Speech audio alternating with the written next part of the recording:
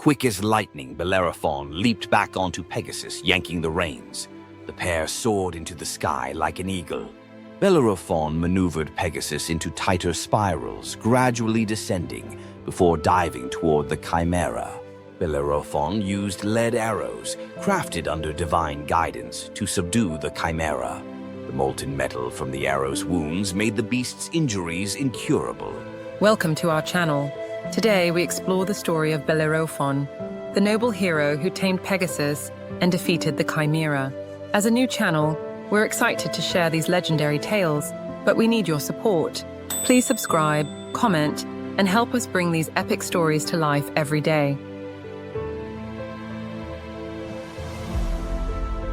During his lifetime, Sisyphus married a Pleiad named Merope, and they had a son named Glaucus, who inherited his father's rule in Ephyra. Glaucus was known for his unparalleled horse-riding skills, taming even the wildest of steeds, earning fame in festival competitions. In his pursuit of perfection, Glaucus forbade his horses from mating, angering Aphrodite, the goddess of love and beauty. Aphrodite, with Zeus's permission, led Glaucus's horses to drink from a magical spring, transforming them into ferocious, flesh-craving beasts. At a festival honoring King Peleus, Glaucus joined a chariot race, but his chariot overturned in a tragic accident. In their ferocity, Glaucus's horses trampled and devoured him, fulfilling Aphrodite's punishment for his arrogance and cruelty. Some accounts suggest that Glaucus fed his horses with human flesh. This act angered the gods, who decided to punish him. During a competition, his chariot overturned, and the very horses devoured him. Glaucus had a son named Bellerophon, initially known as Hypnos. He devised a plan to eliminate Belleros, a cruel usurper ruling Corinth, earning the name Bellerophon, meaning the slayer of Belleros in Greek. After slaying Belleros, Bellerophon fled Corinth and sought refuge with King Proetus of Tiryns, who performed a ritual of purification to absolve him and welcomed him into the royal palace. Stheneboea, the queen, secretly fell in love with Bellerophon, and in her husband's absence expressed her feelings to him. Bellerophon, discomfited, tactfully refused her advances. Angered by his rejection, Stheneboea falsely accused Bellerophon of making improper advances toward her, plotting her revenge as she awaited her husband's return. She demanded her husband kill Bellerophon to restore her honor. Hearing his wife's accusations, King Proetus harbored no doubt and was filled with rage, eager to have Bellerophon executed immediately. Struggling to find a way to eliminate Bellerophon without consequence, Proetus decided to delegate the task to his father-in-law, King Iobates of Lycia. He wrote a secret letter accusing Bellerophon of grave offenses and asking for his execution. Bellerophon embarked on the journey to Lycia. After a long and exhausting trip, he reached the renowned land. King Iobates welcomed him with a grand feast, ensuring his comfort before reading the letter. After reading the letter, Iobates was deeply shaken. He decided to spare Bellerophon, but devised a different method. He tasked Bellerophon with slaying the Chimera, a terrifying creature with the head of a lion, the tail of a dragon, and the body of a goat. Bellerophon resolved to find and tame Pegasus, the divine winged horse born from Medusa's severed neck, to aid him in defeating the Chimera. Without hesitation, he began preparing for the arduous journey. To conquer Pegasus, Bellerophon had to make his way to Mount Helicon, the mountain of the Muses. There, the Hippocrene spring flows from a waterfall, surrounded by lush green grass. Polyidus advised Bellerophon to visit the temple of Pallas Athena, pray to the goddess, and spend the night there awaiting a divine sign. Bellerophon dreamed of the gods decreeing his destiny to capture Pegasus. Athena appeared, urging him to wake and use a golden bridle that had miraculously appeared beside him. With his heart filled with excitement and hope, Bellerophon set off in search of Pegasus. After much effort, he encountered the divine steed at the Pyrenees spring. Bellerophon rushed towards Pegasus, golden bridle in hand, determined to tame the magnificent steed. The divine horse reared but eventually yielded to the bridle's power. Hearing the commotion, Pegasus lifted its head from the spring, ready to beat its wings and fly away. But upon seeing Bellerophon approach with the golden bridle shining brilliantly, Pegasus obediently allowed Bellerophon to secure the bridle. At last, Bellerophon possessed a superior weapon to confront the Chimera.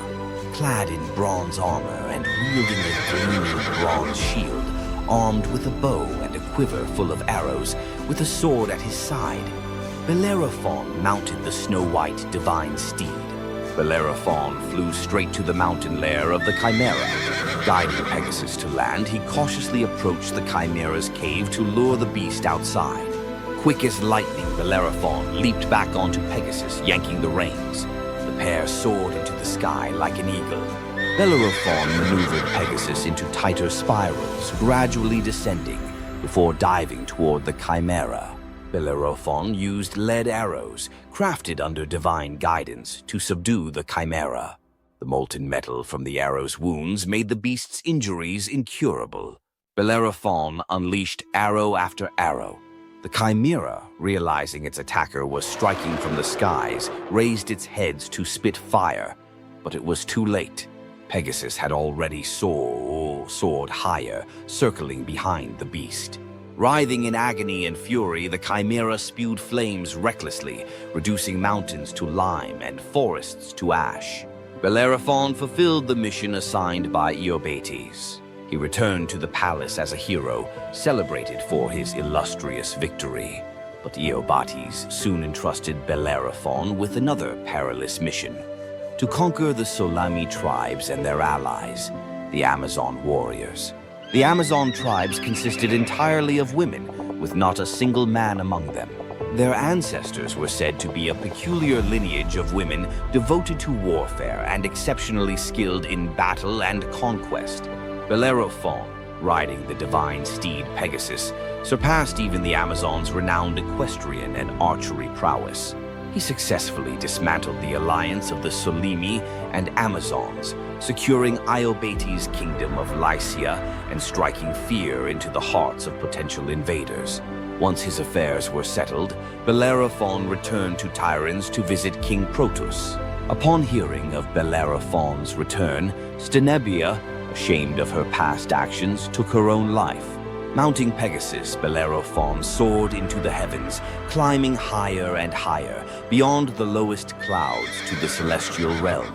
But Olympus, ruled by Zeus, was no place for mortals. Enraged by Bellerophon's audacity, Zeus furrowed his brow and waved his hand. Pegasus threw Bellerophon from its back, sending him plummeting to the earth below. His soul departed his body and descended to Hades' underworld. Pegasus, however, returned to Olympus, where it served Zeus and the other gods, aiding them in their ventures to the mortal world, or accompanying them on celestial journeys. Regarding Bellerophon's death, another version suggests that he fell to the earth but did not die. Instead, he became lame and blind. He lived out his days in the misery of disability and solitude, wandering the world in deep regret over his hubristic actions. It is worth delving further into the myth of the Amazon warriors. At first glance, we can see the imprint of a matriarchal society in this legend. However, a question arises. During the era of matriarchy, did tribal warfare exist? And if it did, to what extent was it widespread enough to produce phenomena like the Amazon tribes?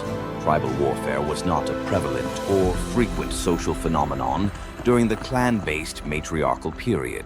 Strictly speaking, tribal warfare is a characteristic of patriarchal clan systems. Therefore, we may hypothesize that the Amazon myth originated in matriarchal societies, but was later adapted and heroized. Although the Amazon warriors are depicted heroically as skilled horse riders, adept in combat, and master archers, they never once triumphed in their conflicts against men. They could not impose female dominance over heroic male warriors.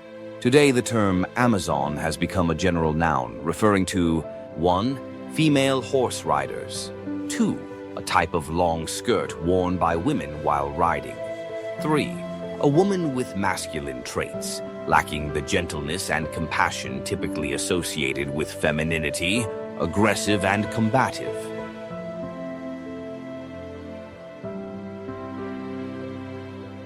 Thank you for joining us on the journey of Bellerophon.